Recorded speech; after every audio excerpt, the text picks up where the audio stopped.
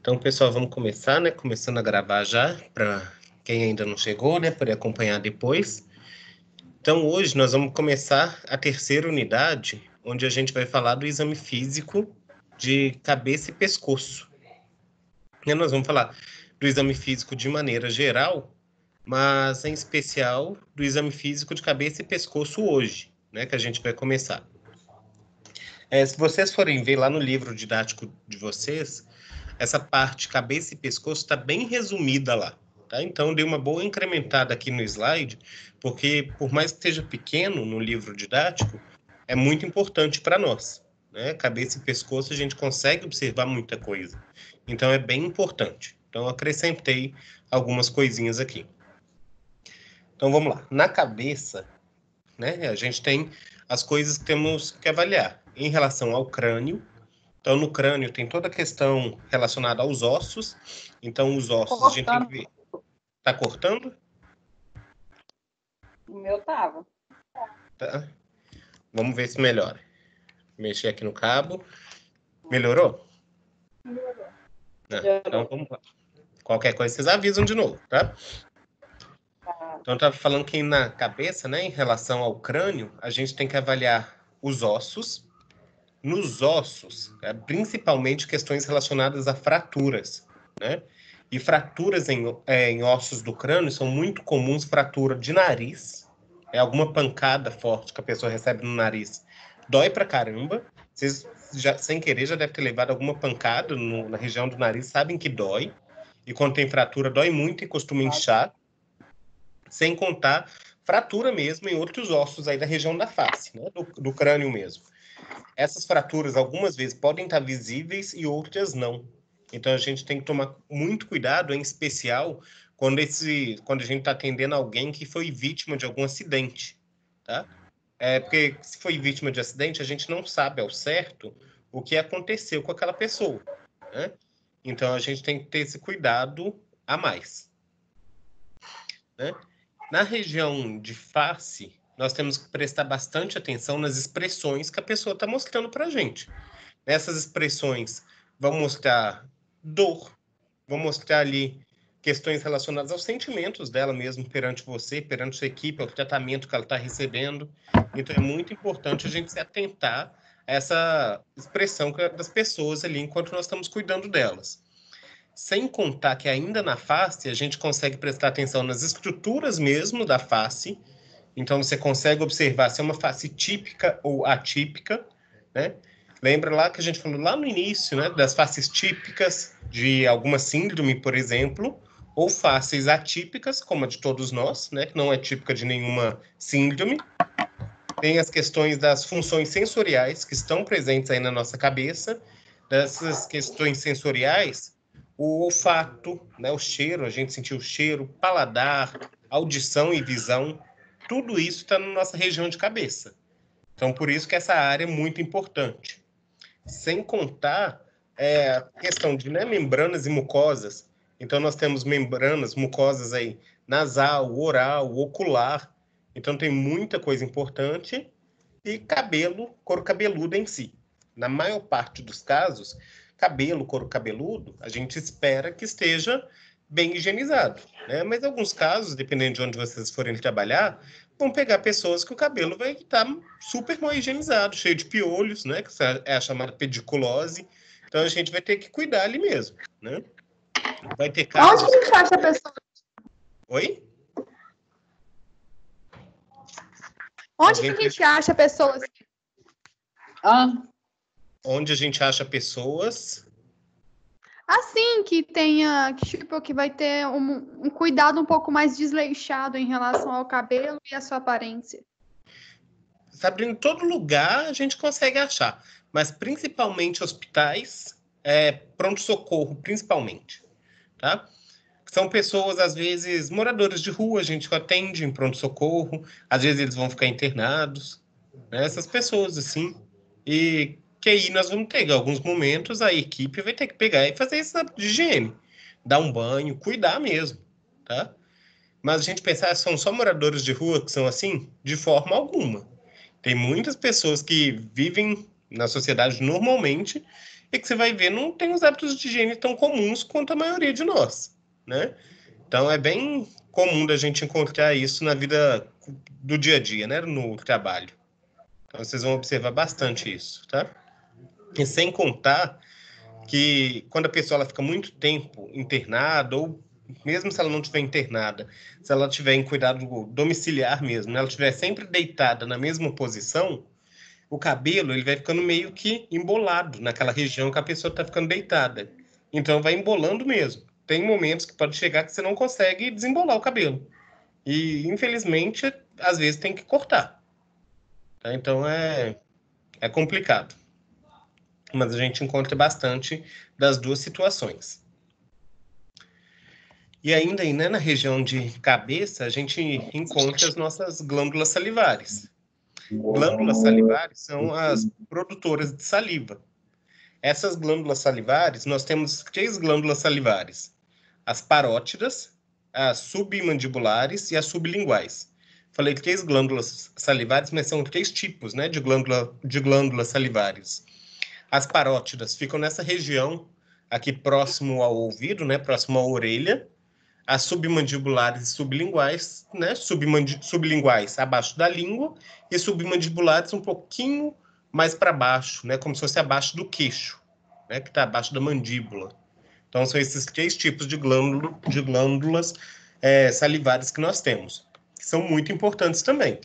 Normalmente, nós não damos muita atenção para ela, não damos muito valor, mas quando a pessoa tem algum tipo de tumor, por exemplo, na região de cabeça, que precisa de arrancar, perder alguma dessas glândulas, aí a pessoa entende a falta que faz. Porque a saliva ajuda desde o início ali do processo de digestão. Então, se não produz saliva suficiente, todo o processo de digestão está comprometido, né? Então, as glândulas salivares são bem importantes. E aí, na região do pescoço, nós costumamos avaliar a musculatura mesmo do pescoço, como que está esse estado muscular. Um dos músculos bem importantes do pescoço é o chamado esternocleidomastoideo, esse, né, que vem desde aqui do crânio até no osso externo, então chamado esternocleidomastoideo.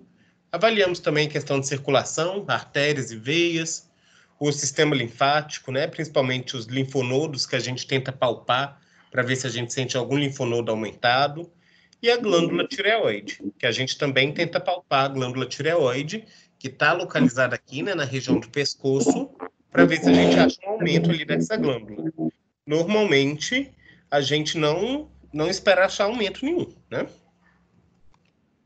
Os métodos propedêuticos, né, os métodos de exames que a gente utiliza aí para realizar avaliação de cabeça e pescoço são os 2, a inspeção e a palpação. Então, se vocês lembrarem, inspeção é ver, né, bem visual, então você vai observar aquela região, e a palpação. Então, região de cabeça e pescoço, a gente não faz nem ausculta e nem percussão. Não precisa, você não precisa de bater no rosto da pessoa, né? E nem de pegar estetoscópio e colocar no rosto da pessoa. Não tem porquê. Então, é só inspeção e palpação nessas 2 regiões, cabeça e pescoço, só esses 2 métodos aí de exame físico, tá? Então, vamos lá para começar, né? O exame físico mesmo, propriamente dito. Então, começando pelo crânio. No crânio, você vai inspecionar esse crânio mesmo como um todo. A gente acabou de falar da importância da avaliação para saber se tem fratura ou não. Então, deixa eu mexer de novo. Voltando. Então, no crânio... Professor, tá cortando? Continua cortando? Deixa eu tirar aqui, ver se melhora. Melhorou? Tá. Tá melhor? Então, vamos seguindo. Agora sim. Uhum. Então, né, no crânio, eu estava falando com vocês da importância de se avaliar a presença de fraturas. Essas fraturas é devido ao risco de lesão aí no sistema nervoso central, né? Às vezes, a pessoa ela tem uma queda, sofre um acidente, ela não tem nenhuma fratura visível, mas vocês já viram lá os ossos do crânio, às vezes tem fraturas mais internas. né? E aí ela está em risco. Por exemplo, vai passar uma sonda naquela pessoa, se ela tiver uma fratura de base do crânio, se não está vendo, a sonda, ao invés de descer para o estômago, onde ela deve ir, ela pode subir e acabar chegando, né, no sistema nervoso. Então, para evitar, na verdade, esses tipos de acidentes, quando uma pessoa chega, tem uma suspeita de ter fratura do crânio, manda para o raio-x antes da gente realizar qualquer tipo de procedimento, né? Não tem suspeita de fratura de crânio? Maravilha, vamos continuar o exame físico como ele deve ser. Então, nesse crânio, nós vamos avaliar o tamanho da cabeça, tá? Então, com uma fita métrica simples, a gente vai medir o crânio. Então, a gente pega de trás para frente e traz a fita métrica aqui na região da testa mesmo, para você ver, marcar quantos centímetros a cabeça da pessoa tem. Simples. Ah, preciso de realizar isso tanto no adulto quanto na criança? Sim, pode realizar tanto no adulto quanto na criança, mas principalmente na criança, tá? Essa medida aí da cabeça da criança é realizada preferencialmente até os 2 anos de idade, né? Quando o bebê nasce, ele faz um acompanhamento de saúde até os 2 anos, que é chamado puericultura, tá? Que vai acompanhar o crescimento e desenvolvimento. E uma das coisas avaliadas é o chamado perímetro cefálico, que é essa circunferência da cabeça, né? Se vocês lembrarem, há alguns anos atrás, por causa do Zika vírus, teve aquele surto, né, de microcefalia, que é justamente a redução do tamanho, né, da circunferência da cabeça, da circunferência do crânio. Só sabia-se isso por causa da medida, tá? Então, nós temos que medir preferencialmente aí de crianças até 2 anos de idade. Na caderneta da criança, né, no cartãozinho lá de vacina da criança, tem o espaço certinho para a gente fazer essas anotações, para colocar a data e quantos centímetros que deram, e ainda você consegue marcar no gráfico, que aí você vai acompanhando de mês em mês ali o aumento que vai tendo aí essa cabeça da criança, tá? O normal, então, quando você tem o tamanho ali de cabeça considerado normal, é o chamado normocefálico, tá? Porque tem um tamanho cefálico normal. E aí ele é normal, simétrico, né? Porque um lado vai estar parecido do outro, arredondado, como a nossa cabeça é, e liso, né? Não tem nenhuma ondulação, né? Então, esse é um formato normal da nossa cabeça. E ela é proporcional ao tamanho do nosso corpo, né? Então, nós temos que avaliar bastante. No próximo slide vai ter fotos aí mostrando como acontece, né, quando não tem esse estado normocefálico.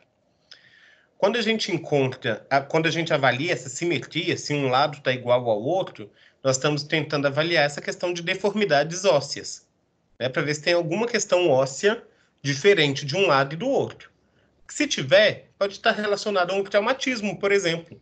Uma pancada que a pessoa recebeu de um lado, por exemplo, que aí pode estar mais inchado, né? Ou alguma cirurgia que a pessoa fez e teve que arrancar parte de um osso, por exemplo, né? Então a gente vai avaliar isso. Essa posição também é muito importante. Não sei se vocês já viram que essa posição, quando tem, né, alguma alteração do crânio, em que posição é essa que está essa alteração? Não sei se vocês já viram, principalmente, novamente, falando em crianças, tem algumas crianças que nascem em especial de parto normal, que a cabeça dela ela tem um formato um pouquinho diferente, né? Um pouquinho mais puxada para cima, ela não é tão redondinha, ela acaba sendo um pouquinho mais oval, por causa da passagem, né, no canal vaginal.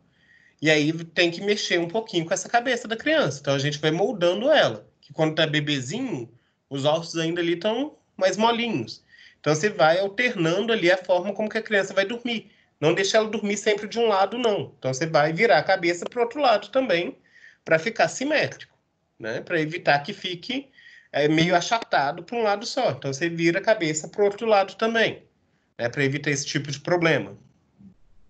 Nós avaliamos aí, né, integridade, né, do crânio como um todo, da pele, da região do crânio, enfim, e cabelo e couro cabeludo, né? Então, você vai avaliar o cabelo, se tem presença de cabelo ou se não tem, né?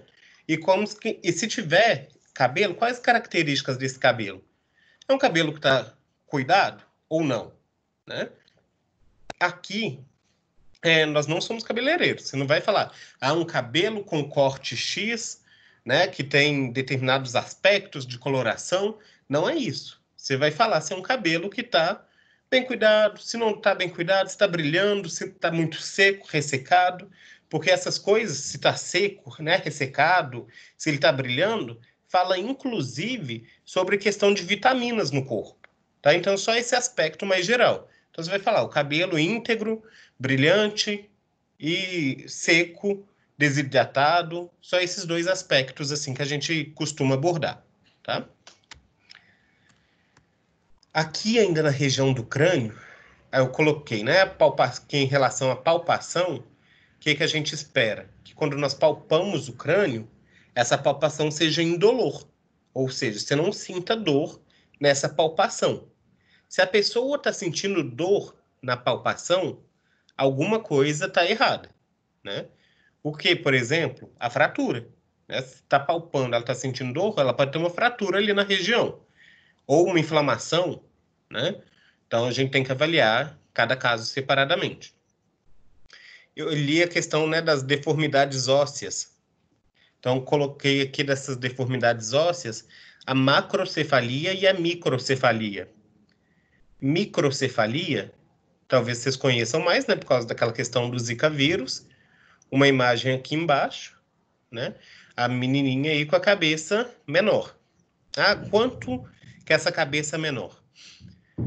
Esses números foram mudados desde essa questão desse surto, né, do Zika vírus, mas, se eu não me engano, da última atualização, ficou cerca de 31 centímetros, considerado, né, menor do que 31 centímetros, é classificado como microcefalia ao nascer, tá? E vai mudando de acordo com a faixa etária. Então, 1 mês, 2 meses, aí tem todo um gráfico para acompanhar o crescimento aí. E aí tá tudo isso na caderneta da criança. Então, quando a criança nasce, ela recebe a caderneta lá na maternidade mesmo, e aí você consegue acompanhar tudo isso enquanto profissional de saúde, tá? É menor que 31 centímetros, professor? Isso. Em média, tá? Porque tem variação entre meninos e meninas, mas em média 31 centímetros. E do outro lado tem a questão da macrocefalia.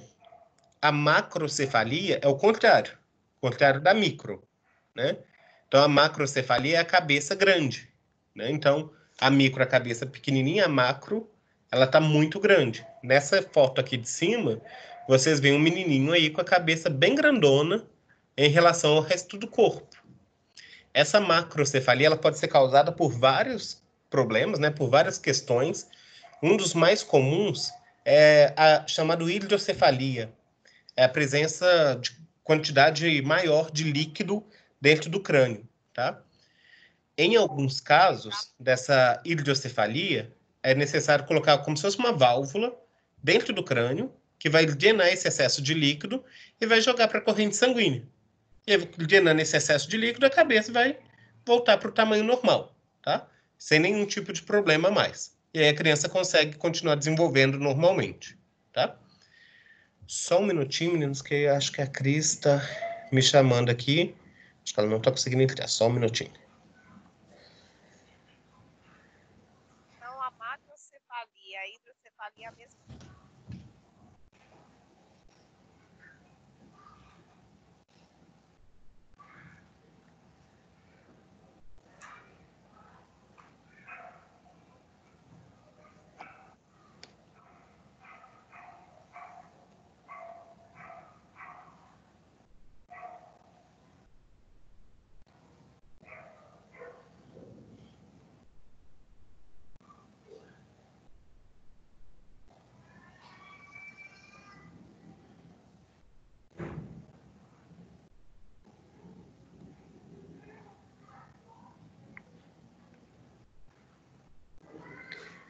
Só um minutinho que eu estou olhando aqui.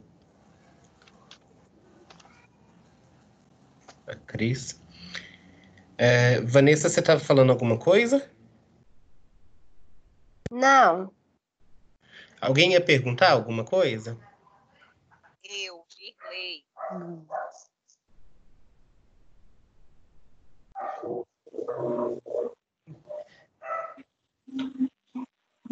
A Cris não está conseguindo entrar.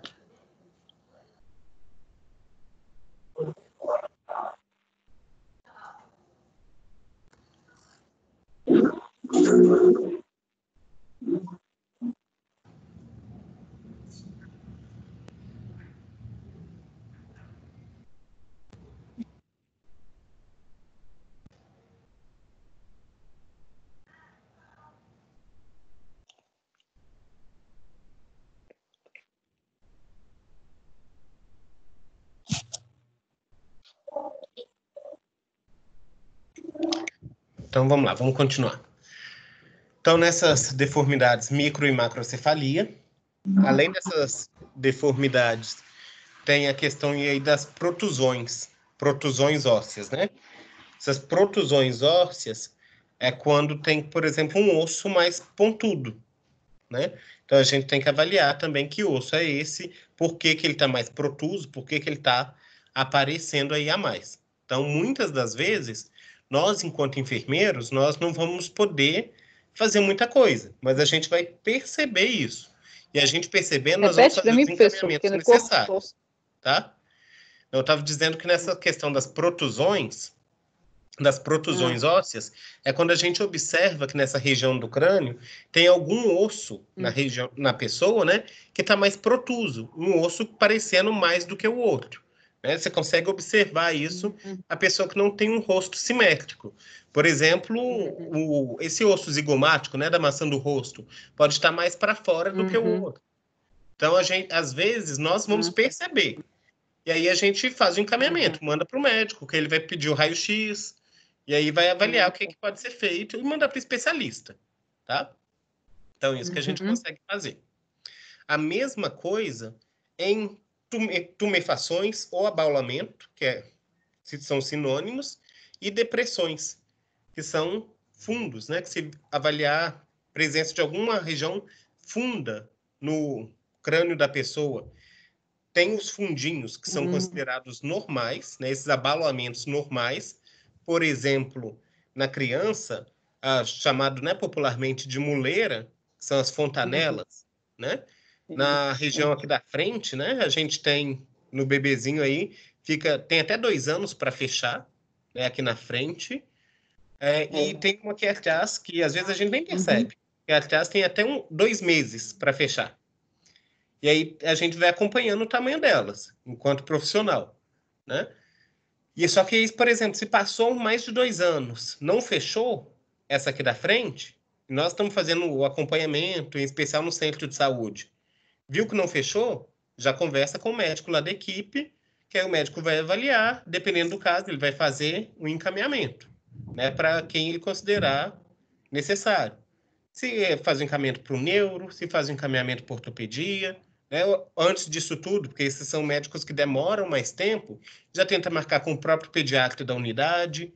Enfim, a gente vai tentando mandar para especialistas, né? Mas nós que tentamos identificar essas coisas.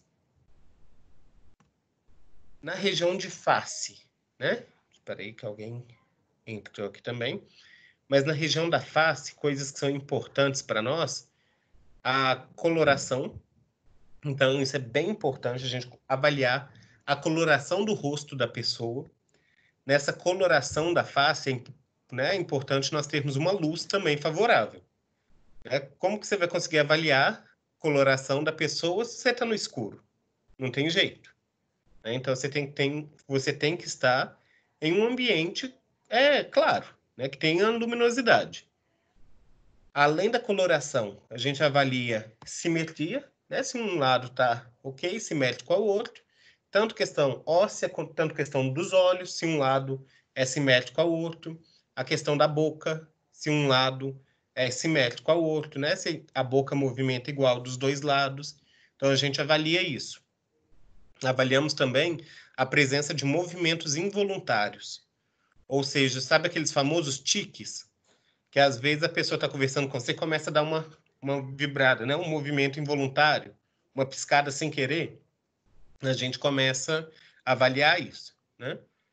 Por esses movimentos involuntários, você não precisa nem de prestar muita atenção. No meio da conversa, você consegue perceber se a pessoa tiver, né? ela vai fazer esse movimento, você vai, às vezes, até assustar com esse movimento ali involuntário. A gente avalia também a presença de edemas, né? Se a pessoa tiver com algum inchaço na região do rosto, você tende a avaliar esses edemas, principalmente se for na região do olho, né? Pode estar relacionado a pancadas, mas também pode ser indicativo de algum tipo de doença, né? É bem comum em doença de Chagas, por exemplo, é chamado sinal de Romana, ter o olho inchado, tá? Então a gente avalia isso, que é bem importante. Massas, na presença de alguma massa, algum nódulo palpável na região da face, além da integridade da pele também. Ver se a pele está íntegra, se a pele tá boa, né? Sem nenhum tipo de problema. Então, são esses cuidados aí que nós temos que ter na inspeção da face. Que depois nós vamos para a palpação da face, né? E na palpação, o que é que a gente vai ver? A consistência, que aí você vai encostar. Então, encostando, você vê a consistência, tamanho mesmo de um lado em relação ao outro, sensibilidade. Se a sensibilidade é quando você toca, se a pessoa sente dor ou não. Por exemplo, não sei se vocês, alguma de vocês, alguém que vocês conhecem, né? Às vezes já foi acompanhar alguém que já teve sinusite, por exemplo.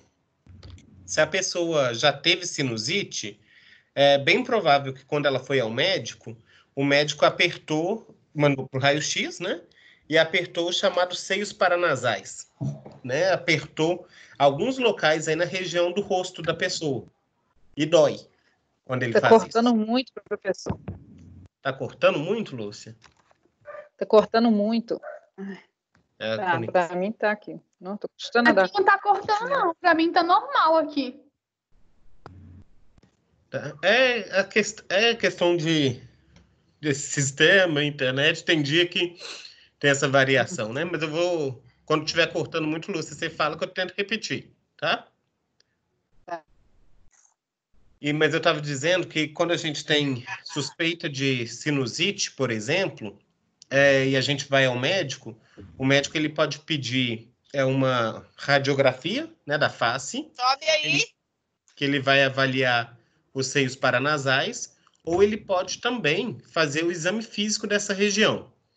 No exame físico, ele vai tocar o seu rosto em alguns pontos. Então, ele vai apertar próximo aos olhos, aqui em cima, e quando ele faz isso, dói, tá? Porque esses seios paranasais, eles estão inflamados, cheios de secreção. Então, dói. Então, nisso, ele já vê a sensibilidade. Então, isso nós também podemos fazer, tá?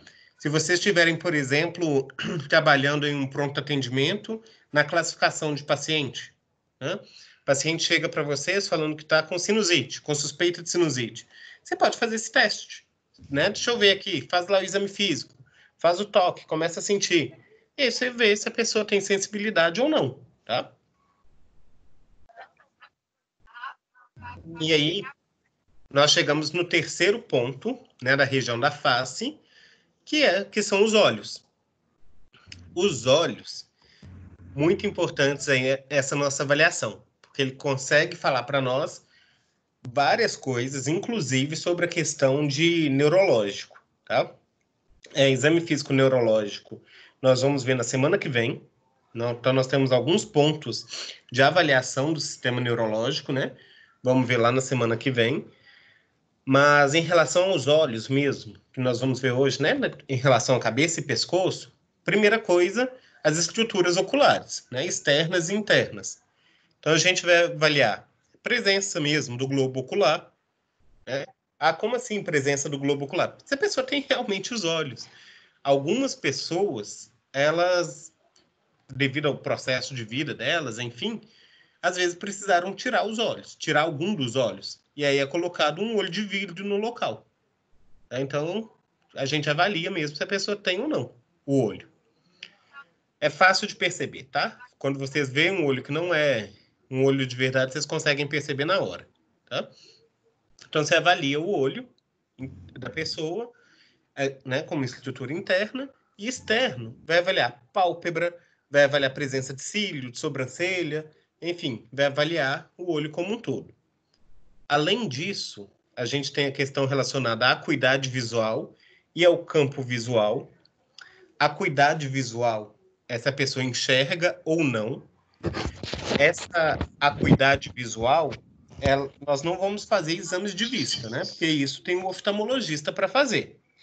Mas nessa acuidade, nós vamos avaliar se a pessoa tem, né, se ela consegue enxergar alguma coisa ou não. Tem pessoas que não são consideradas cegas, mas que por algum motivo ela vai falar que a vista dela escureceu toda, ela não está enxergando naquele momento, né? Ela pode ter tido, por exemplo, uma queda de pressão, escureceu as vistas e ela desmaiou. Um exemplo aí, né? Então a gente vai avaliar o que está acontecendo com a pessoa naquele momento. Então, essa acuidade é só nessa questão. Não é para avaliar se a pessoa, quantos graus de vista ela tem. E o campo visual, a gente vai avaliar também, tem formas, né, de se avaliar o campo visual. Mais para frente, ali nos próximos slides, eu vou mostrar para vocês uma que a gente avalia, tá? Porque se nós percebermos alguma alteração nesse campo visual, nós também vamos falar, fazer os encaminhamentos que a gente considera necessário para a pessoa poder ir para o oftalmologista, né? E, por fim, nós temos ali os movimentos extraoculares, que é o chamado nistagmo, que é quando a pessoa tem o tique de ficar, tipo, piscando, tá? Então, esse tique, né, que a pessoa fica piscando toda hora involuntariamente, é o chamado nistagmo. Tá? Podia ter ido lá primeiro, né? Então, vamos lá. Continuando aí, nos olhos em relação à conjuntiva. Quando a gente fala conjuntiva, é essa questão mesmo, né, do interior dos olhos, né? Tanto da questão interna, né, da pálpebra aqui, das mucosas. Então, a conjuntiva, né, palpebral e conjuntiva bulbar. Palpebral, né, o interno mesmo da pálpebra, e bulbar aqui do olho, né? Ela tem uma cor rósea, né, que fala da rede vascular. Se vocês observarem, aqui nessa imagem fica difícil da gente observar, mas em vocês mesmos, depois vão ao espelho e observem direitinho. Se vocês abaixarem, em especial a pálpebra inferior, vocês vão ver que tem a coloração rosada, né? Que é o normal que você tenha isso. Essa coloração mais rosada, que é devido à rede vascularizada que você tem aí da sua mucosa. Sem contar que no próprio olho, na própria esclera, que é essa parte branca dos olhos, nós vamos ter alguns vasos sanguíneos rosinhos aí, que nós conseguimos observar. A esclera em si, né, normalmente, ela é branca, bem branquinha, sem nenhuma outra cor, né? Mas, em alguns casos, o que pode acontecer? Ela pode estar, né, mais pálida, assim. Esse pálida não necessariamente a esclera, porque a esclera já é branca mesmo, mas a mucosa. Ao invés dela estar rosa, ela está ficando meio esbranquiçada, meio sem vida, né? Sem graça. Então, ela fica ruim.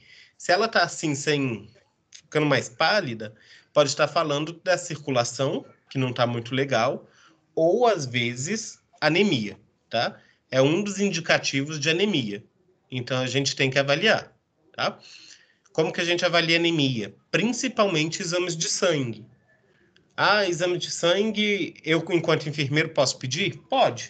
Depende, claro, de onde você estiver trabalhando, mas quem trabalha em especial na rede pública, né, nos centros de saúde, consegue pedir bastante exame de sangue, que já agiliza o processo, né?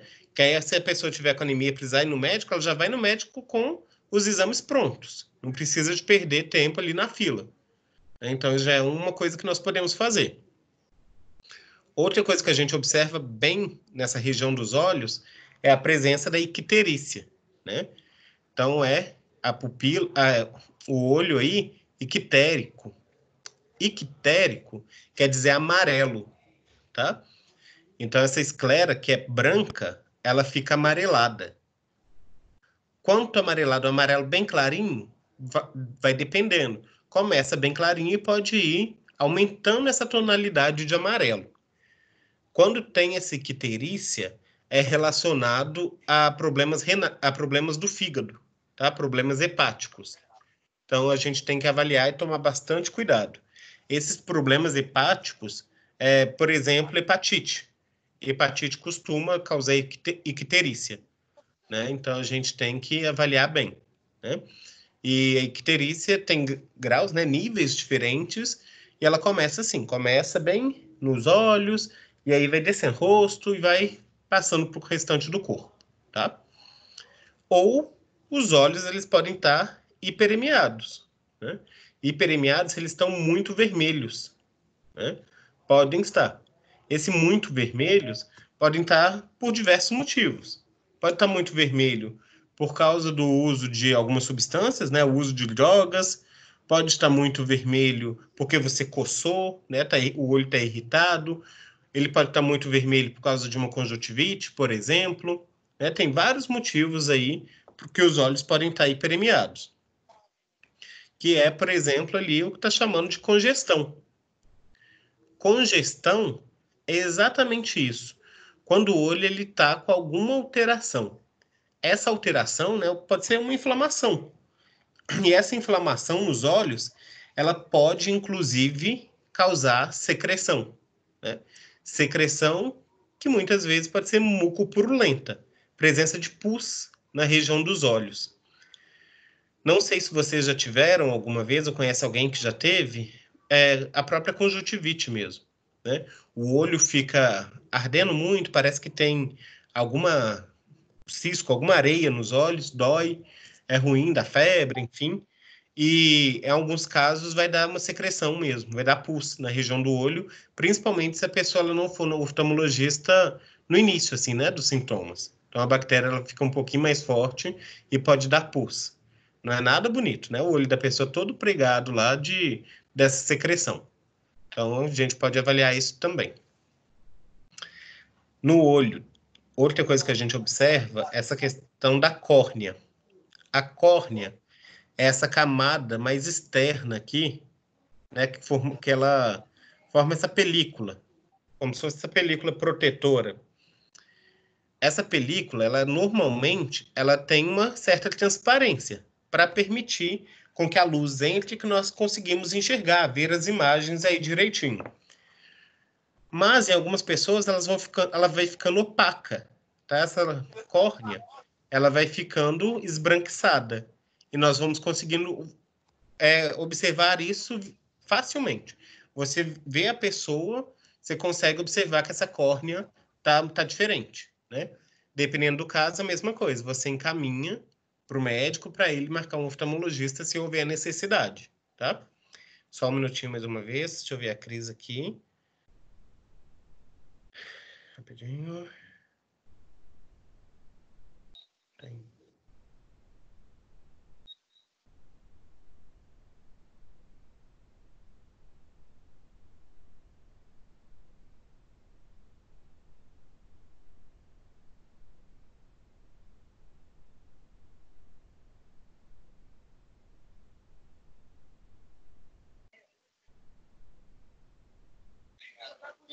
Só um minutinho que eu vou mandar outro link para ela.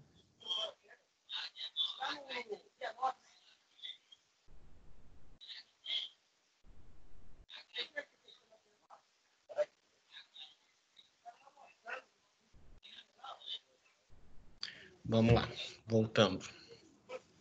Ainda, né, na região dos olhos, o que nós temos que avaliar? As pálpebras, né? As pálpebras, a gente tem que avaliar, então, a simetria, se de um lado está simétrico ao outro, e nisso a gente avalia tanto pálpebra superior quanto pálpebra inferior, e nisso a gente avalia a presença de edema, né? Nessa questão do edema, a gente avalia edema é inchaço, significa inchaço, então a gente avalia se essas pálpebras têm inchaço, né? A mobilidade, se elas conseguem se movimentar, se a pessoa consegue abrir e fechar os olhos com facilidade, porque se ela não consegue abrir e fechar os olhos com facilidade, pode ter problemas ali, inclusive também de ordem neurológica. Então a gente avalia essa questão da movimentação, tá? Tem ali, né, a fenda palpebral, a fissura, né? Se tem alguma coisa atrapalhando, né? Se tem alguma fissurinha, algum corte nessa região de pálpebra. A mesma coisa relacionado à pitose palpebral. Pitose palpebral é aquela pessoa que tem a chamada pálpebra caída, tá? Não sei se vocês já viram também alguém que tem a pálpebra mais caída, ela não consegue abrir o olho direito, porque a pálpebra é como se tivesse excesso de pele ali na pálpebra. E aí tem cirurgia para fazer para corrigir isso, tá? É a chamada pitose palpebral. E nisso tudo a gente avalia também a inserção dos pelos, em especial a presença de cílios, né? Se a pessoa tem os cílios, que os cílios são proteção para os nossos olhos.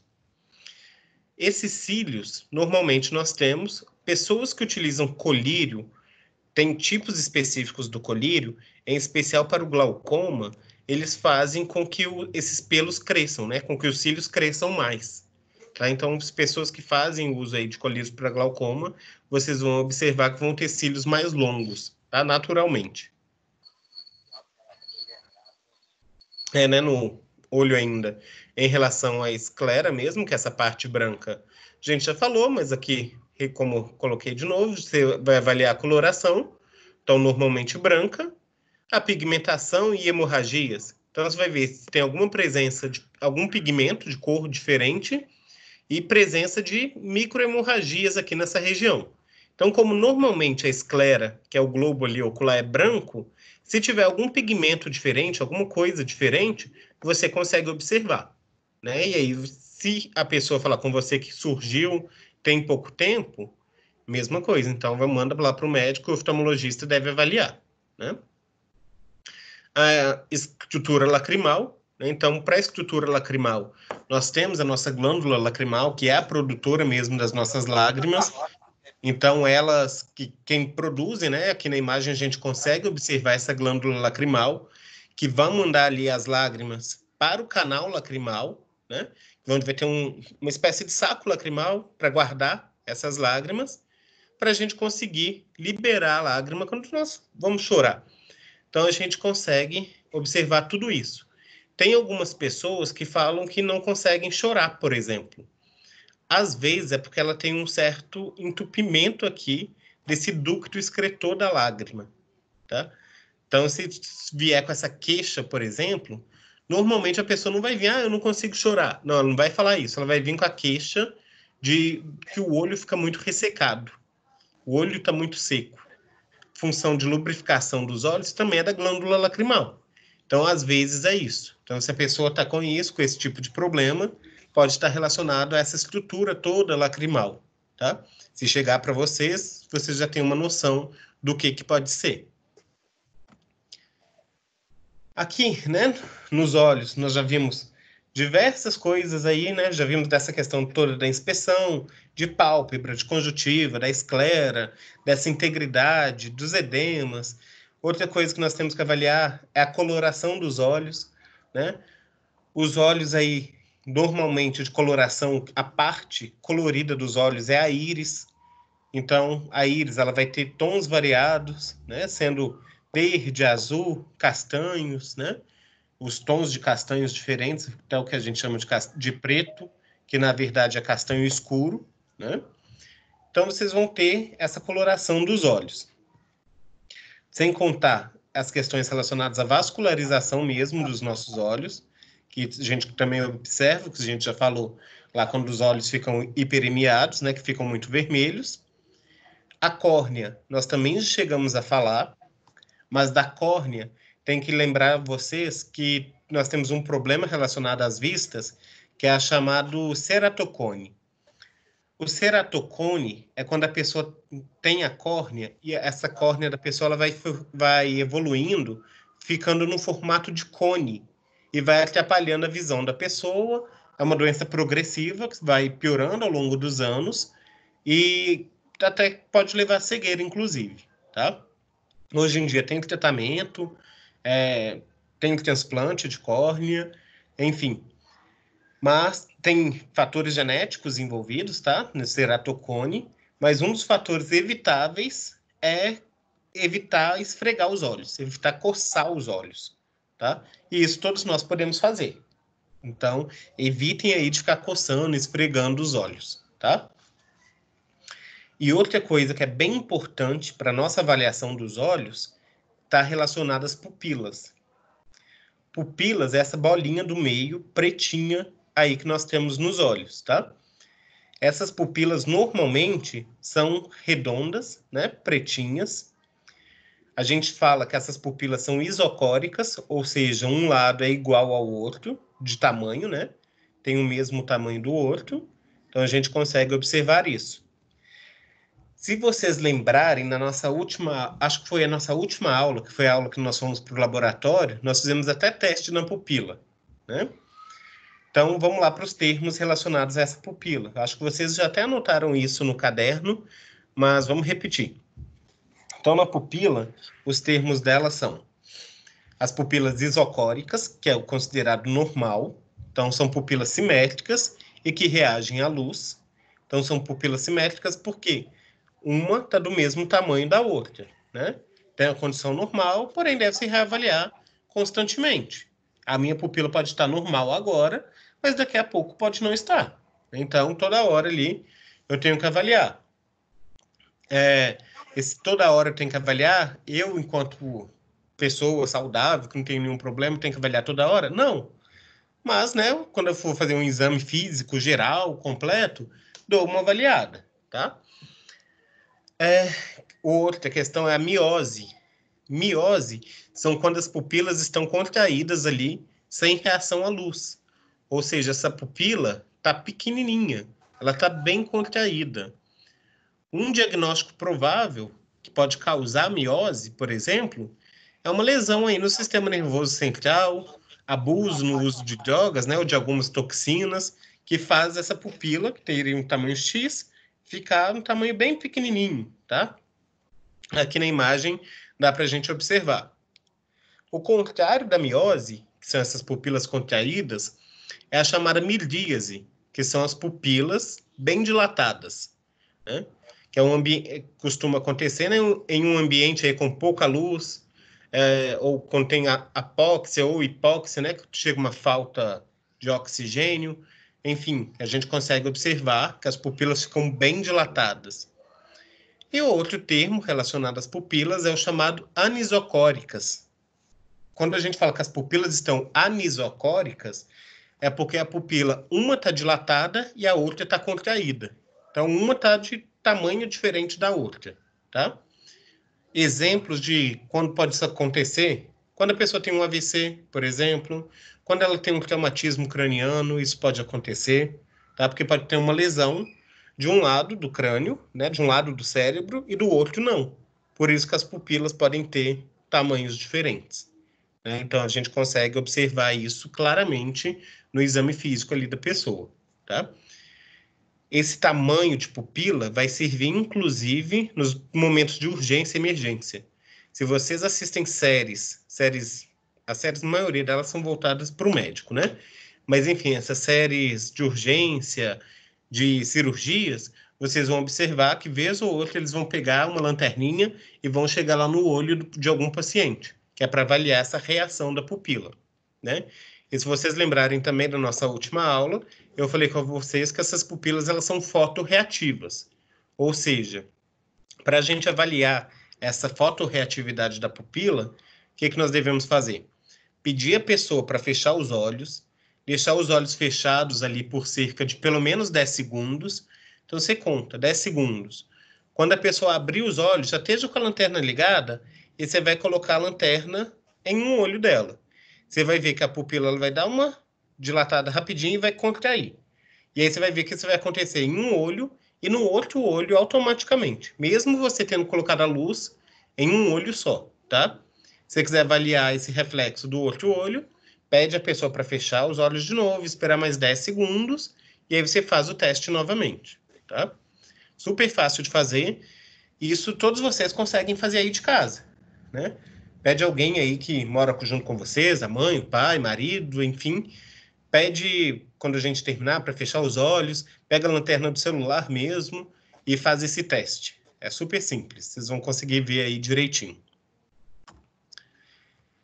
Nos olhos ainda, né? Além do aparelho lacrimal que a gente já viu, tem a questão toda de movimentação dos olhos, que também pode se relacionar ao sistema nervoso. Não sei se vocês já viram com a Claudilene em relação aos nervos cranianos. Vocês já chegaram a ver nervos cranianos com ela? Já viram? Sim. Não sei, né? Sim? Sim.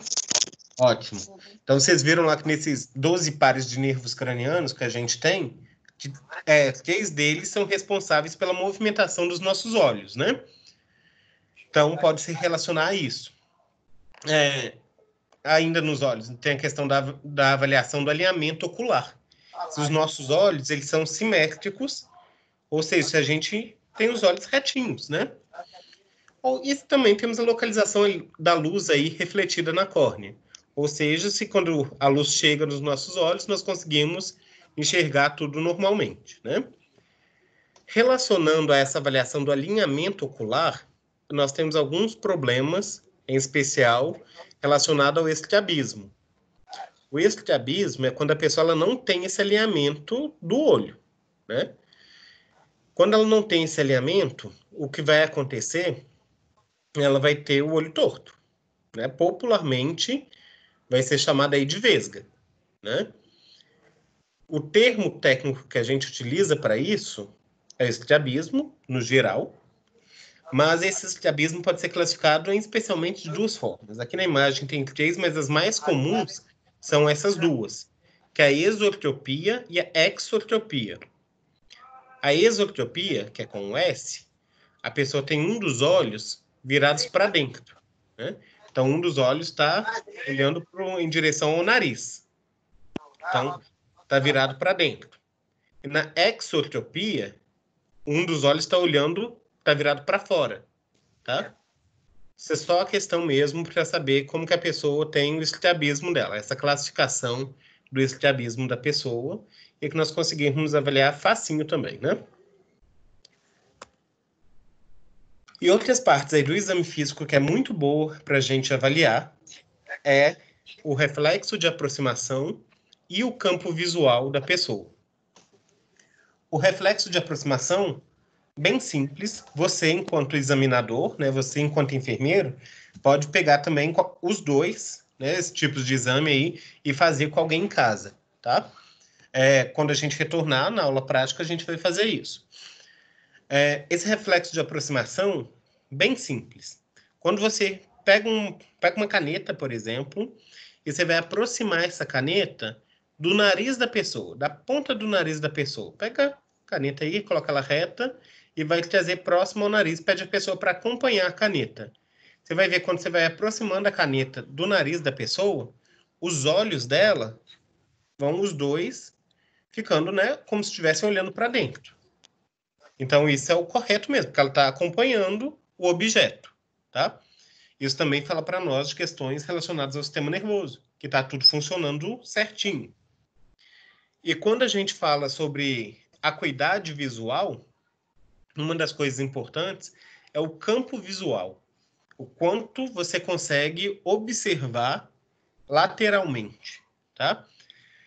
Por exemplo, pessoas que têm o glaucoma é uma doença dos olhos, né, visual, que ela é como se fosse pressão alta, só que ao invés de ser nas artérias, é uma pressão alta nos olhos.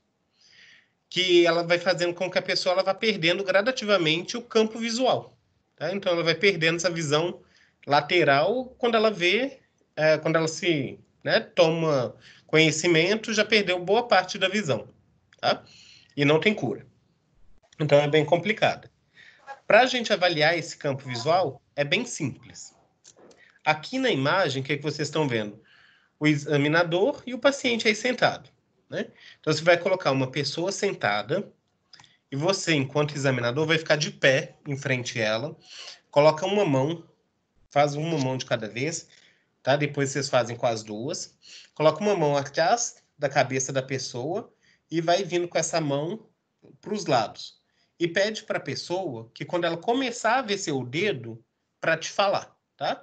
Porque agora, por exemplo, eu estou olhando reto aqui, estou olhando para a câmera, mas eu estou enxergando meus 2 dedos. Né? Dedos aqui das minhas duas mãos. Eu não estou olhando para eles, mas minha visão lateral me permite enxergar minhas duas mãos. Tá? Ou seja, meu campo visual tá bom, porque ele está aqui na minha lateral e eu consigo enxergar. Claro que aqui atrás eu ainda enxergo a mão? Enxergo. Não com clareza, não é, nossa, como eu enxergo minha mão bem. Não é isso, né? Mas eu sei que está aqui, tá? Aqui atrás eu já não enxergo mais, né? Então a gente faz isso, tá? E vocês podem fazer aí também. Aonde que é o considerado certo? Você vai ver no meio do crânio da pessoa, tá? Aqui no meio do crânio da pessoa é considerado que é como se fosse uma linha zero. Então daqui, dessa linha, é onde ela tem que ver que tem alguma coisa ali presente, tá? Não quer dizer que ela tenha que ver com clareza, mas ela tem que saber que tem algo ali. E à medida que você vai aproximando, e aí ela já tem que ser capaz, inclusive, de falar quantos números, né? Mostra ali a quantidade de dedos, quantos dedos ela está te mostrando de cada lado, tá? Então, nisso a gente consegue avaliar o campo visual. Para avaliação de campo visual, tem outras técnicas feitas pelos oftalmologistas, de forma digital também, tá? Mas essa é uma forma bem realizada, que não precisa de aparelho nenhum. Ok até aqui, gente? Então, ótimo. Então, vamos lá, continuando. Em relação ao nariz. O nariz aí, né? Tranquilo, porque né, o nosso órgão é do olfato, principal via, né, de passagem é do fluxo de ar para dentro e para fora dos pulmões. Então, o nariz, todo mundo ok. Lembra que dentro do nariz nós temos aí a presença de pelos, que são fundamentais, né? O nariz, ele aciona aí a ressonância da voz e os seios paranasais, os canais lacrimais desembocam também no interior do nariz. Então, o nariz é bem importante para nós. Em relação à presença de pelos, né, no interior do nariz, eles servem bastante para filtrar o ar que a gente está respirando. Então, o nosso nariz ajuda na filtragem do ar que a gente respira.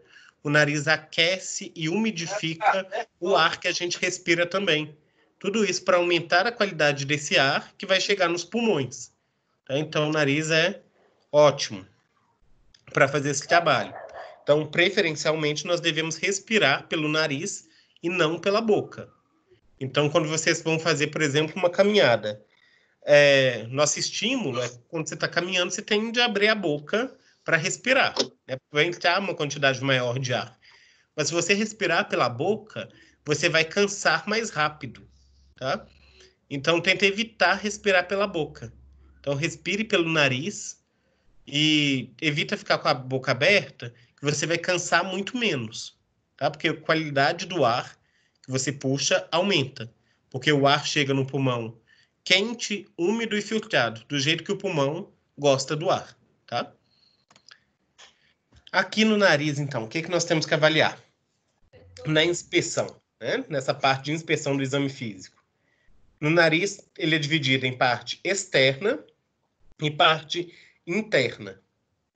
Na parte externa, a gente avalia a simetria, ou seja, se um lado do nariz é simétrico ao outro, se tem alguma deformidade, alguma inflamação, e se está tendo batimento da asa do nariz, né, da aleta nasal.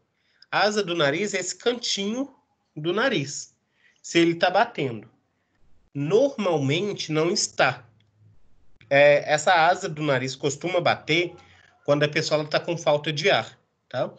É um mecanismo do corpo da pessoa mesmo, que quando ela está com falta de ar, essa asa do nariz começa a bater para tentar captar uma quantidade maior de oxigênio, tá? Então, você vai avaliar esses sinais. No nariz, internamente, você vai observar as narinas. Então, você avalia narina, a integridade nasal, se não tem nenhuma feridinha ali no nariz, a vascularização, né, se está tudo vascularizado, se não está seco, presença de secreção e de obstruções no nariz, tá? Essas secreção, muco mesmo, catarro, né, se tiver ali secreções. E obstruções, uma delas que costuma ocorrer bastante é o chamado desvio de septo. Internamente, isso vocês também podem fazer na casa de vocês. Na próxima slide vai ter uma imagem ali, mas não precisa do aparelhinho que tem. Você pode fazer com o dedo, só pegar o dedo mesmo e levantar um pouco o nariz e a lanterna do celular, tá? Então, você vai avaliar. Olhando para dentro do nariz da pessoa, você vai ver que lá no fundo tem os 2 buraquinhos, né? O normal é que esses 2 buraquinhos sejam do mesmo tamanho.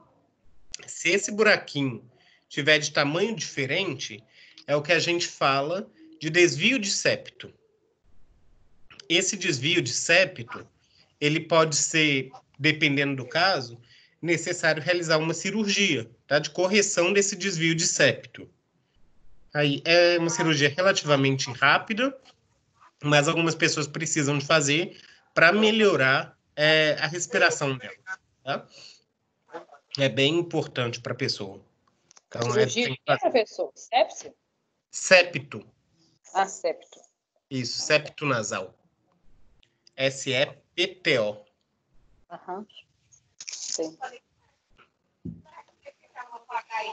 E quando a pessoa tem, gente, esse desvio de septo, quando nós formos passar uma sonda nela, por exemplo, uma sonda nasal, né?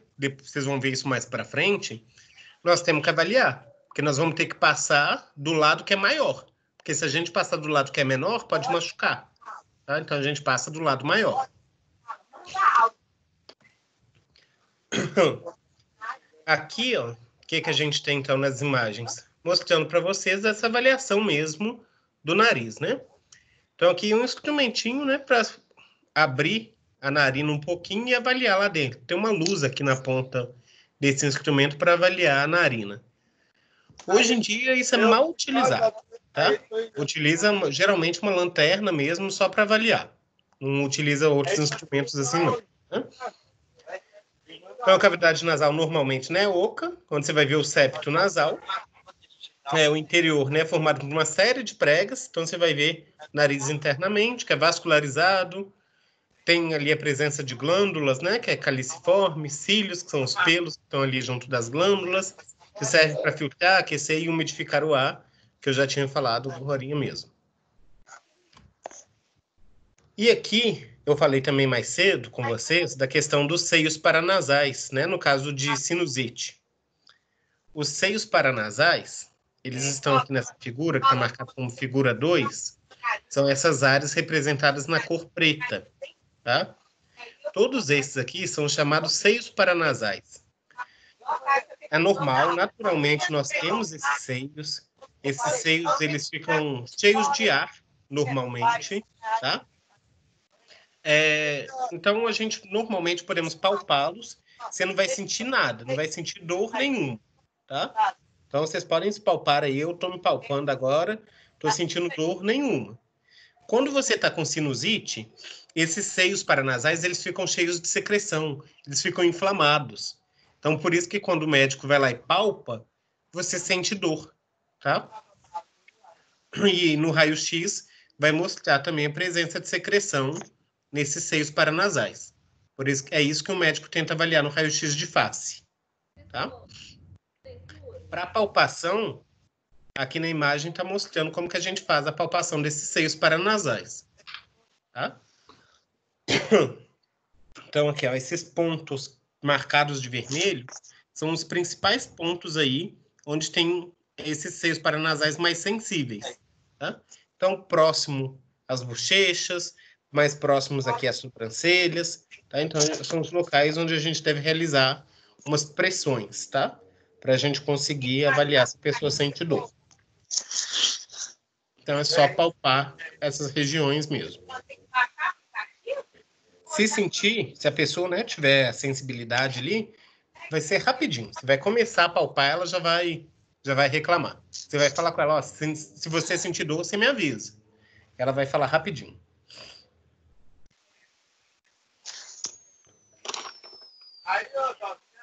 E aí, a gente chega no quinto ponto de hoje, que é relacionado à nossa orelha, né, o ouvido.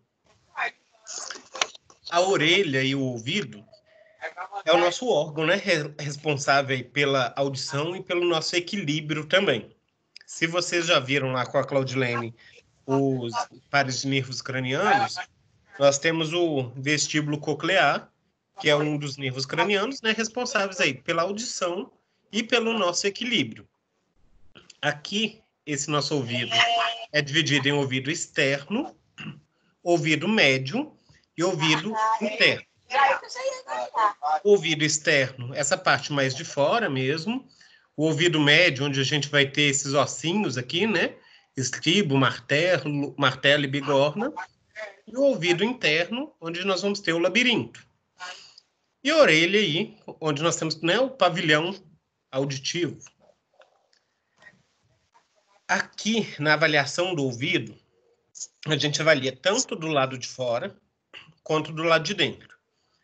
Do lado de fora, a gente vai avaliar a cor, a forma, né? Está formato normal da orelha, né? A coloração também está normal, se não tem nada de diferente. A posição da orelha está colocada na posição que deve ficar mesmo, e se está na posição anatômica, né? Que é essa posição natural. Porque vocês já viram falar também popularmente a chamada orelha de abano, que é a orelha inclinada para frente. Porque se tiver, também pode ser corrigido isso, né, esse problema. Então, tem como a pessoa fazer cirurgia para ficar normal. Então, tem como. Então, a gente avalia nessa posição, o tamanho, a presença de traumas, né, traumatismos nas orelhas. Se vocês avaliarem, observarem, principalmente lutadores, né, lutadores de MMA, vocês vão ver que todos têm orelha arregaçada, né? A orelha bem machucada. O formato da orelha muda. Né? Então, vocês observam isso, que é devido à presença de traumas ali, de tantos socos que a pessoa vai sofrendo, a forma da orelha mesmo muda. Né? Presença também de algumas doenças relacionadas à orelha, alguma disfunção mecânica, em especial pelo uso de brincos e piercings, né, que pode ter causado algum tipo de infecção na orelha. Então, isso tudo a gente consegue observar externamente. Sem contar a presença de secreções. Secreções que a gente pode observar são dois tipos. A chamada otorragia. Otorragia é sangue, né? Sangue saindo do ouvido. E otorreia. E otorreia é como se fosse pus saindo do ouvido, tá? É uma secreção purulenta. Então, quando a pessoa ela tem otite, por exemplo, ela pode ter uma secreção amarelada saindo do ouvido, tá? Costuma escorrer um pouquinho. Então, é a otorreia. Otorreia é uma secreção parecendo com pus, que sai do ouvido. Antes é o quê? Otorragia é sangue. Tá? Pode ser porque um machucado, por exemplo. Por exemplo, a pessoa foi passar cotonete, colocou o cotonete fundo demais e machucou, aí tá sangrando. Tá? Lembrando que nessa parte, né, gente, de orelha, cotonete é só pra gente limpar só a parte de fora, lá de dentro não é. Né? Então, a gente tem que orientar isso também. Aqui na imagem, vocês observam aí que a paciente está aí sentada, né? E a pessoa que está examinando, ela está com um aparelho na mão, que é o chamado otoscópio.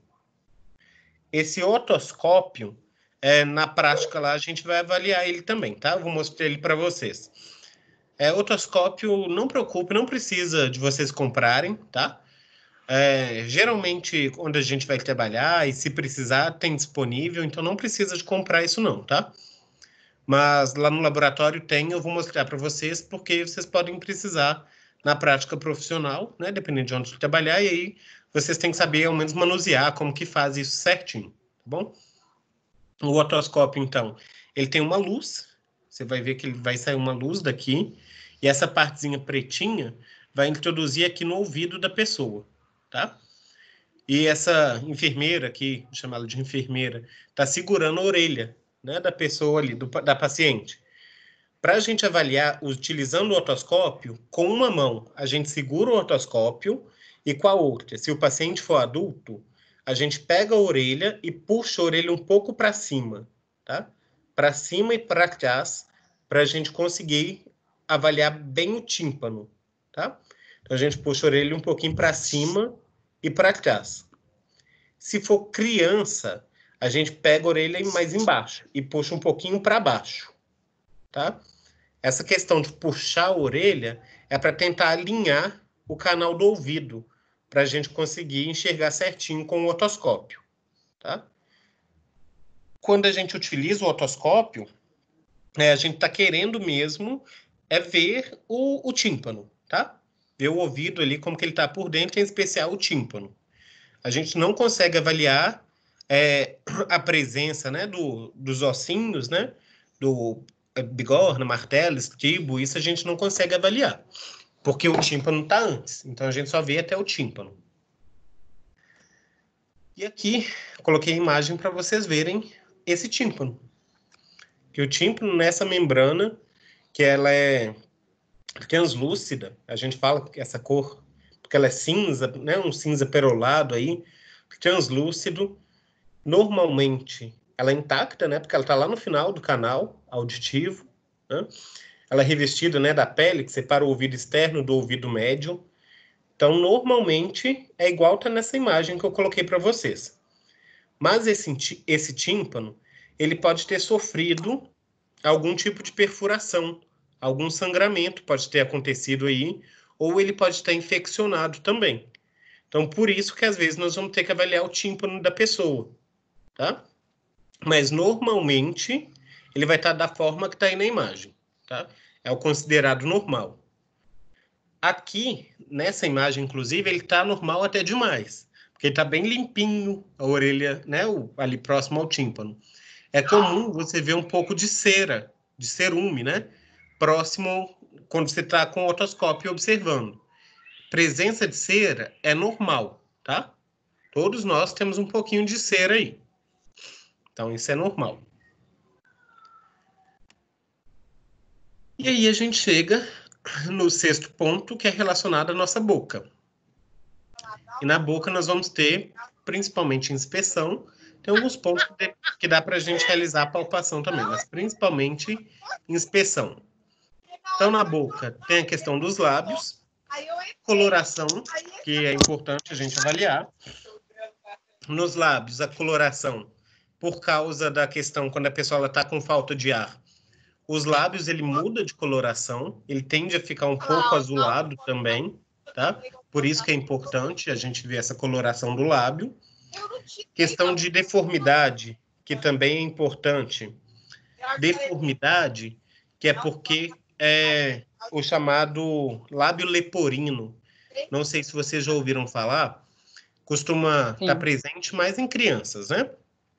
Porque fazem a cirurgia, quanto antes fizer a cirurgia, melhor. Lábio leporino é quando a criança ela nasce, o lábio ele não está fechadinho igual o nosso tá. O lábio ele tem como se fosse uma abertura. Então ele é como se fosse um corte no lábio. E aí precisa fazer a cirurgia para fechar o lábio e a pessoa ficar com a boca normal igual a gente. Esse lábio leporino pode ser só no lábio mesmo, ou em casos mais graves, no céu da boca também está um pouco aberto, tá? Então a gente avalia essa deformidade. Questão relacionada à simetria também dos lábios são muito importantes. Simetria é se um canto da boca está do mesmo jeito do outro canto. Tá? Então, quando a pessoa fala, se a boca mexe igual dos dois lados. Porque quando a pessoa ela tem suspeita, por exemplo, de um AVC, um dos lados da boca ele fica mais caído. Tá?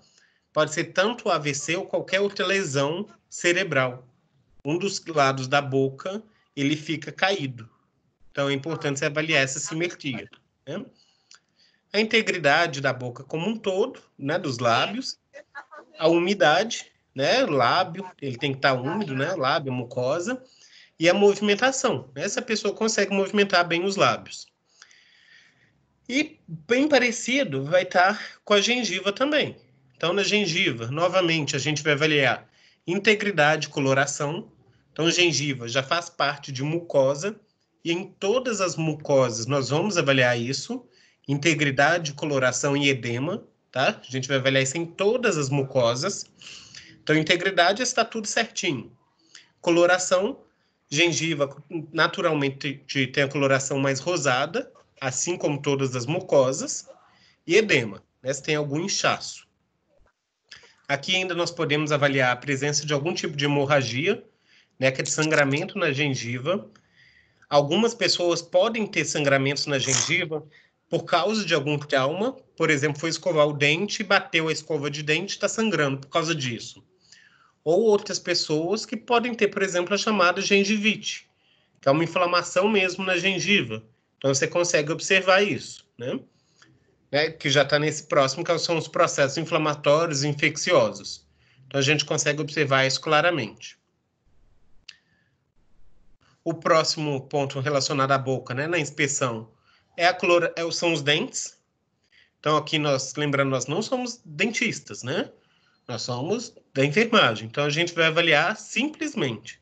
Então, os dentes, nós vamos avaliar só a coloração dos dentes, coloração, número e os hábitos de higiene, né? Se está ali com uma higiene, com estado de conservação ok, se tem uma presença de cárie ou não, enfim. Mais simples mesmo, tá?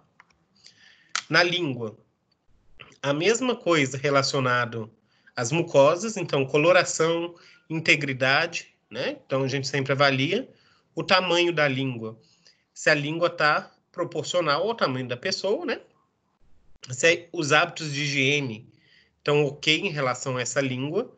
Lembra que a gente falou também, né, em uma das nossas aulas presenciais, que a língua, quando ela fica lá, quando a pessoa ela não escova a língua, né, ela vai ficando acinzentada, às vezes até branca mesmo, esbranquiçada, que a gente chama de língua saburosa, né? Então a gente avalia isso, esses hábitos de higiene da língua que são fundamentais. Lembra que às vezes a pessoa tem o hábito de higienizar os dentes, escova o dente, mas não escova a língua, tá? Então a gente tem que lembrar de fazer as duas coisas. Avaliar se tem presença de sangramentos na língua, se ela consegue movimentar a língua normalmente, se a língua está simétrica, está ok dos dois lados, né? Ela consegue ter a língua ali ok. E aqui, no geral da boca, coloquei essas imagens aí para vocês verem que nós também podemos utilizar, de certa forma, a palpação. Você pode pegar na boca da pessoa, movimentar ela um pouco de um lado para o outro, para você conseguir enxergar tudo isso, né? Você pode também utilizar um abaixador de língua, né? É o que parece esse palito de picolé, né? E uma lanterna para que você consiga observar esse interior aí da cavidade oral, né? Aqui ainda, né, nessa questão de boca, você pode avaliar faringe, né, que é o fundo aí da garganta, presença das amígdalas, né, a parede posterior da faringe, né, depois das amígdalas, as glândulas salivares, se elas estão produzindo saliva, o palato, que é o céu da boca, o assoalho da boca, né, que está embaixo da língua, a língua propriamente dito, e o teste do reflexo em especial o reflexo do vômito. Basicamente, quando você colocar esse palito de picolé, né, esse abaixador de língua na boca da pessoa, se você colocar um pouquinho mais fundo, ela já vai ter um reflexo de vômito, tá? É natural. Que fala para nós também do nervo craniano, do nervo vago, no caso, tá? Então, a gente consegue fazer esse exame rapidinho, tá? Não precisa demorar nesse exame físico, nessa parte do exame físico, tá? E o sétimo passo, né, dessa região de cabeça e pescoço, é o próprio pescoço. Então, relacionado ao pescoço, o que nós temos? A inspeção, né? Na inspeção, o que a gente vai avaliar? A simetria, ou seja, se um lado do pescoço está igual ao outro. O tamanho do pescoço, que tem muita relação com o biotipo, né, do corpo da pessoa. Tem pessoas que vão ter pescoço mais longo, outros mais curtos. Então, você vai avaliar o tamanho do pescoço dela. Os movimentos, se a pessoa consegue movimentar o pescoço para os dois lados, né? Fazer como se fosse esse movimento negativo, né? Você vai observar se ela tem pulsações visíveis, se você consegue ver se tem alguma artéria pulsando visivelmente no pescoço dela. Se ela tem algum abaulamento visível também, você observando o pescoço delas, você consegue ver alguma glândula, algum gânglio, né? Alguma íngua, só de você observar. Ou se tem alguma depressão, se tem algum fundo na região do pescoço dela, só de observar também. E ainda no pescoço, nós avaliamos 4 coisas, né? A primeira, né, a glândula tireoide, depois são as veias jugulares, as artérias carótidas e, por último, os linfonodos, tá? Os linfonodos talvez seja o que, de rotina mesmo, que a gente mais avalia.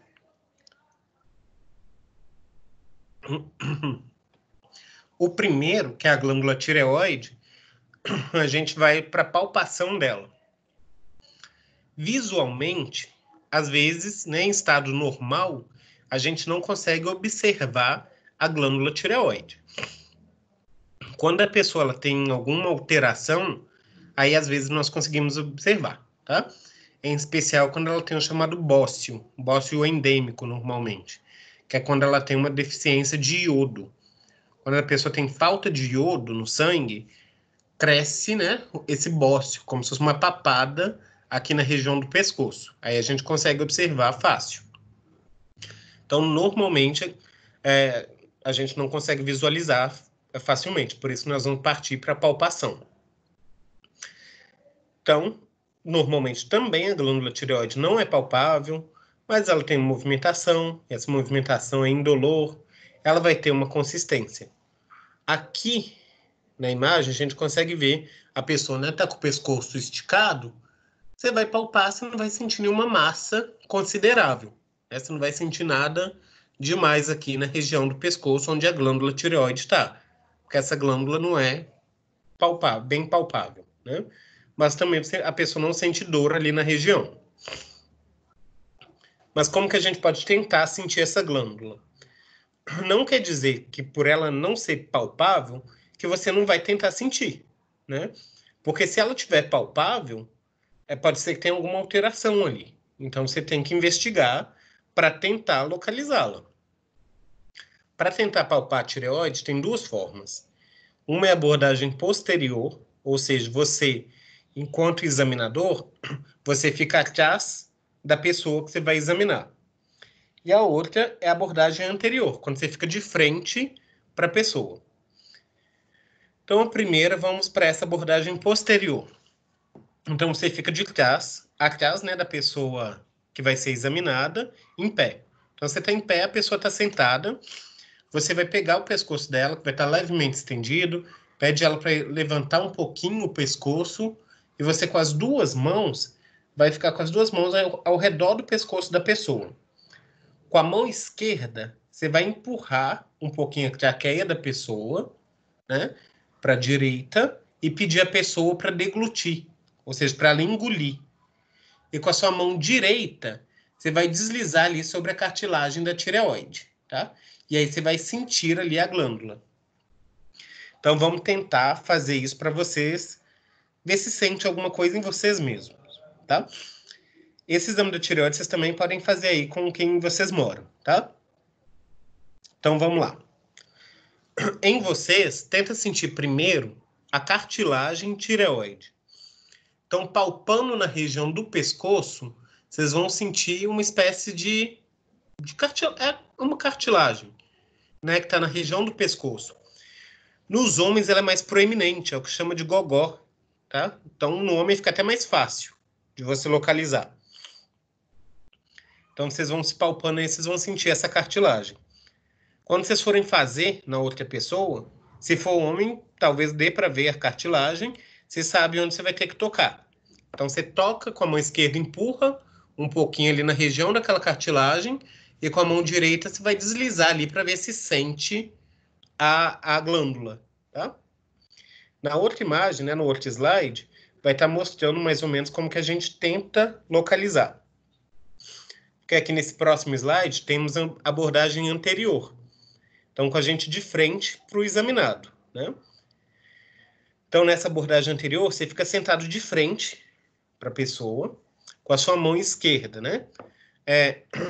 Melhor, Você vai tentar avaliar o lobo esquerdo da glândula tireoide da pessoa. Então, a mão direita do examinador desloca a laringe para a direita.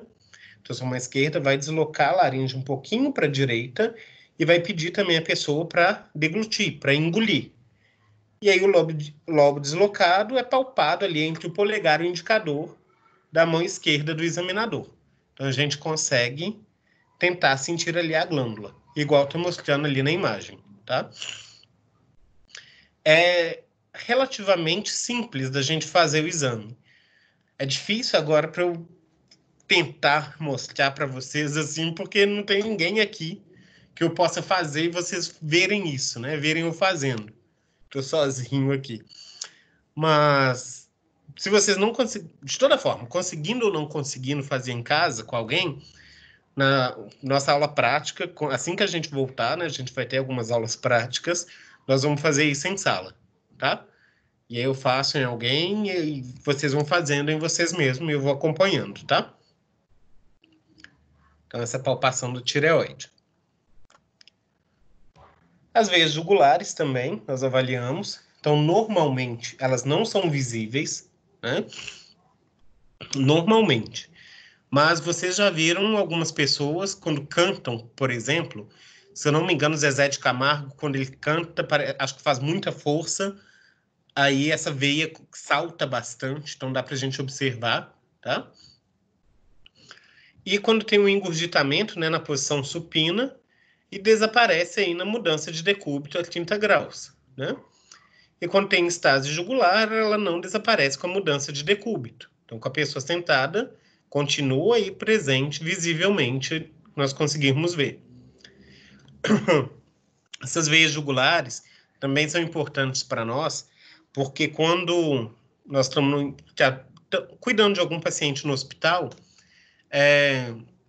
e você não consegue pegar alguma veia desse paciente nos braços, por exemplo, às vezes nós, enquanto enfermeiros, vamos pegar um acesso venoso e vai ser nessas veias jugulares, tá? Então, a gente vai pegar essa jugular externa, que é nessa região do pescoço. É bem comum isso acontecer. Acontece bastante em paciente oncológico, tá? Paciente com tratamento de câncer, a gente da enfermagem pega essa veia jugular normalmente, facinho.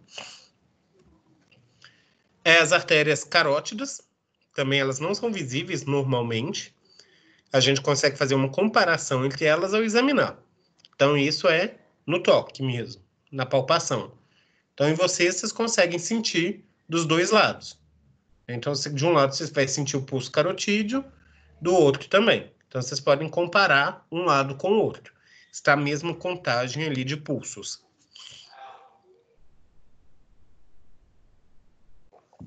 E, por fim, nós temos aí os linfonodos, né? Então, os linfonodos fazem parte do sistema linfático. Então, é composto aí de vasos e gânglios. Então, esses linfonodos são importantes, né, para detectar e eliminar ali resíduos de todo o organismo. Então, os linfonodos são bem especiais mesmo para nós, ajudam o nosso corpo a não reter líquido, né, eliminar excesso de líquido, evitar inchaços. Então, são bem importantes. Então, ele é um indicador muito sensível, né, do processo saúde e doença, localizada ou generalizada.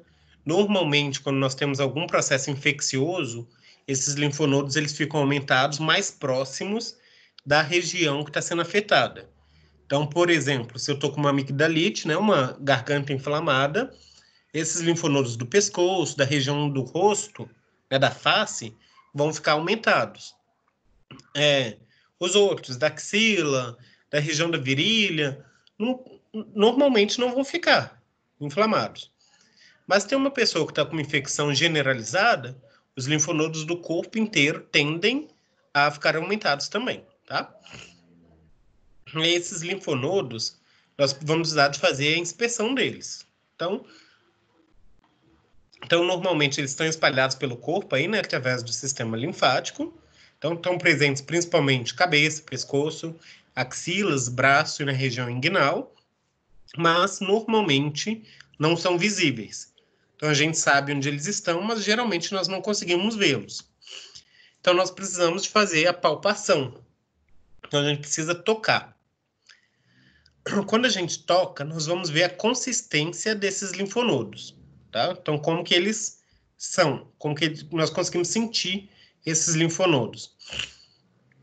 Normalmente falando, eles são indolores. A gente não sente dor ao tocar esses linfonodos, tá? E em estados gerais, quando você não está com infecção, eles não são palpáveis porque eles são bem pequenininhos. Então, né, eles medem cerca de 3 milímetros para qualquer região do corpo. Só na região cervical e na região inguinal, eles são menores de 1 centímetro, né? Então, são bem, bem pequenininhos mesmo. Então, a gente não consegue sentir eles naturalmente. Quando eles estão reagindo a um processo infeccioso, aí eles aumentam de tamanho. Aí sim nós conseguimos senti-los. Então, aqui na região de cabeça e pescoço, nós temos a cadeia aqui pré-auricular, então na frente da orelha, né? Pré-auricular, pós-auricular, cadeia cervical superficial, cervical profunda, que é mais interna, tá? Aqui, na região embaixo do queixo, nós vamos ter o submentoniano, que está embaixo do queixo. Mais para trás aqui nós vamos ter o submandibular, né, que está como se fosse abaixo da mandíbula. E aqui nós vamos ter o supra e o infraclavicular, né? Ali também na imagem vocês conseguem avaliar o occipital, mas o occipital poucas vezes você vai conseguir palpar, tá? Então, os mais palpáveis: pré-auricular e pós-auricular, cervical superficial, cervical mais profundo, submentoniano, submandibular, supra e infraclavicular, tá? São esses que nós conseguimos sentir com maior frequência. E esses linfonodos, eles são móveis. Você consegue sentir eles se movimentando. Para você palpar, tem pessoas que fazem a técnica como se estivesse dedilhando ali a região.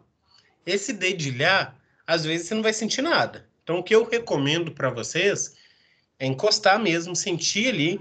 Pode ir dedilhando, mas fazendo movimentos circulares ali, ó, para tentar sentir mesmo alguma coisa, tá? Aí você vai conseguir sentir.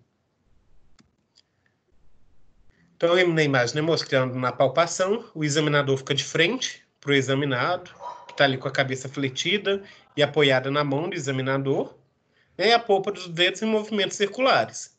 Então, aí sim você vai conseguir identificar a presença ou não desses linfonodos.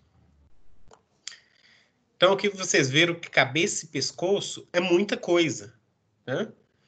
Então, vocês viram aí que só nessa parte de exame físico gasta-se um tempo bom. Não, se você for realmente fazer um exame físico completo, é um tempo muito bom que a gente gasta, tá? Vocês vão ver quando forem para estágio, por exemplo, que para fazer um exame físico completo, igual a gente vai fazer, a gente gasta pelo menos uns 50 minutos, 1 hora, pelo menos, tá? Porque a gente avalia tudo e avalia bem direitinho, porque nós estamos aprendendo, né? Depois, quando nós formamos, esse tempo vai reduzindo, né? Porque nós não vamos ter esse tempo todo também. Mas, a partir de agora, vocês vão ver e vão começar a cobrar isso também das pessoas. Tipo, ó, faça o exame direito. Ou quando vocês forem nos profissionais de saúde, vocês vão entender por que eles fazem determinados tipos de exame, tá? Então, alguma dúvida até agora nesse exame de cabeça e pescoço?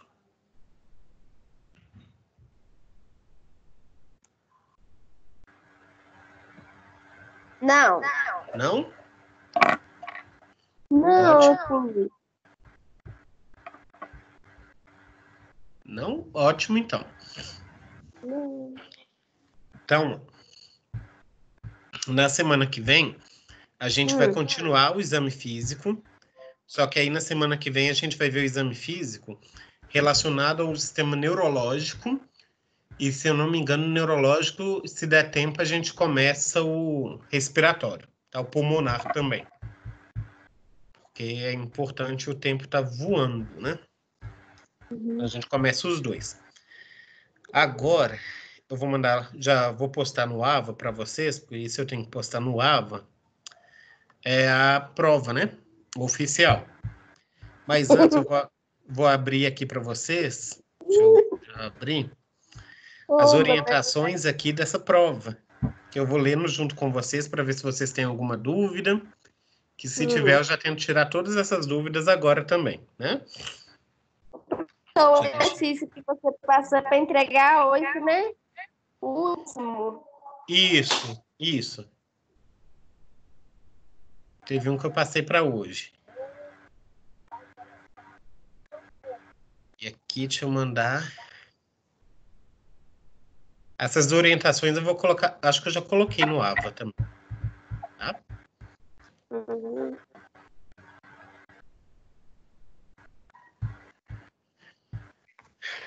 Aí, ó. Não. Bem? Tá aparecendo aí para vocês já?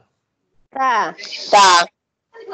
Então, ótimo. Então, deixa eu ler com vocês para ver se vocês têm dúvida, né? Então, né? Ô, Marco, envia ela no grupo também. Tá, vou enviar. Envio também. Obrigada. Por nada. Então, aí, né, devido, né, à nossa situação, por causa da pandemia do Covid, a prova que estava marcada para ser na semana passada, né, nossa prova, passou por reformulação, será aplicada de maneira remota, onde cada aluno poderá fazer em casa, enviar ao professor por e-mail, conforme as orientações a seguir. Então, a prova oficial 1 será um estudo de caso, constituído de 11 questões abertas, tá? Então, essa nossa prova é isso, é um estudo de caso. Então, vou apresentar um caso clínico para vocês, e vocês vão ter 11 questões ali para responder sobre esse caso clínico, tá? Aí a prova, né, tem um valor de 1.000 pontos, e aí o aluno pode consultar caderno, as aulas que já foram dadas, livros, manuais do Ministério da Saúde, os materiais que vocês quiserem aí consultar e referenciar, né, para responder as questões. E vocês têm para me mandar a prova, por norma, né, da faculdade, até 11 horas e 59 minutos do dia 27/4. Então, até 11 horas e 59 da segunda-feira da semana que vem, tá? Infelizmente, eu não posso receber depois de segunda da semana que vem. Tá? Então, tem que ser até segunda-feira, no máximo, tá? Então, aproveitem essa semana que tem um feriado, para terminar da Claudilene, né, que vocês têm até quarta para entregar, para vocês terem um tempinho para fazer essa. Né? E aí, para responder as questões, o aluno poderá digitar ou escrever manualmente, o que for de preferência para cada um de vocês. Se for escrever manualmente, vocês podem tirar foto, desde que fique legível, né, a foto, para me mandar. E aí, para correção da prova, né, será levada em consideração a clareza na exposição de ideias, então, a forma que vocês escreveram, né, se dá para entender o que vocês escreveram, o uso de referências que vocês utilizaram ali para responder cada questão, e a adequação ao que se pede. Ou seja, se você respondeu realmente o que estava pedindo em cada uma da questão, né? E ali, o 7º ponto é que a prova deve ser enviada para o meu e-mail, que vocês já têm, eu já tinha mandado para vocês o e-mail, ou, né, também, se algumas pessoas acharem mais fácil, que tem algumas pessoas que estão com dificuldades para mandar por e-mail, pode mandar para o WhatsApp também que eu recebo, tá? E eu vou fazer da mesma forma, à medida que vocês forem enviando, assim que eu receber, assim que eu ver, né, que recebi no e-mail, eu vou responder, tá? Eu mando lá, respondo, falo que recebi a prova, tá? Então, e qualquer dúvida, vocês podem me chamar também, então é boa prova para vocês, eu vou estar à disposição também, então vocês podem me chamar, qualquer dúvida, qualquer coisa, que eu vou estar aí disponível, tá? E eu vou tentar ajudar vocês também o quanto antes. Ok? Amém, obrigada. Dúvidas por enquanto nessa questão da prova? Não tá difícil, não, né? Você não judiou, não, né? Tá tranquila. Acho que tá tranquila. Então tá bom, que meus neurônios tá tudo queimado da Claudilene. Imagino. Então, vou fazer o seguinte, vou postar a prova agora no AVA e já vou mandar ela agora também lá no grupo para vocês. Eu vou mandar essas orientações também lá no grupo, tá? Para facilitar. E tô aqui também à disposição, tá? Qualquer dúvida, qualquer questão que vocês tiverem, pode chamar. Tá bom. Tá? E aí, assim que eu ver, eu respondo vocês. Uhum. Tá bom? Tá bom. Então tá ótimo, meninas. Então, muito obrigado Obrigada a pela você. presença aí de É vocês. você, professor. Obrigada por não ter que fazer live, porque eu não sei mexer com isso. A autoprova já me deixando cabelo branco. Eu nem sabia o que era live. Agora eu tô sabendo por conta do Covid, tem que fazer prova com live. Ai, meu Não, Deus. obrigada. é fácil, não. Eu tava desativa nesse meio tempo. Eu tava Não, desativa não. nesse meio tempo porque minha avó tava xingando meu irmão e eu não queria que aparecesse aqui. Vai, tchau pra vocês. Tchau. Então, tchau, meninos. Qualquer Tchau, coisa pode professor. me Com chamar, Deus. tá? Com Deus. Deus Obrigada, também. viu? Obrigado. Ah, o povo- Professor, tem Tchau, uma Sabrina. pequena probabilidade de eu enviar para você a prova no dia, porque eu assumo que eu tenho preguiça de fazer. Mas se eu fizer, tipo, hoje, por exemplo, eu termino hoje. Tá ótimo, sem problema, Sabrina. Assim que você mandar, eu já vou te responder, falar que eu recebi e tá certo. Ok, obrigada. Por nada, obrigado eu. Tchau, gente. Boa sorte. Tchau, meninos, Tchau. boa prova. Obrigada, professor. Tchau. Tchau.